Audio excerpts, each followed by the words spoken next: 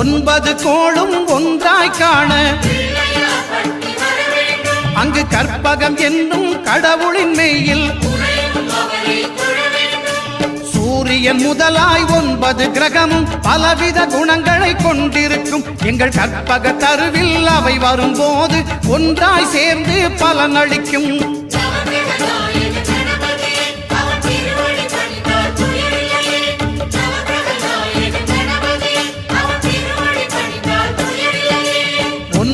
கோளும் ஒன்றாய் காண அங்கு கற்பகம் என்னும் கடவுளின் மெய்யில்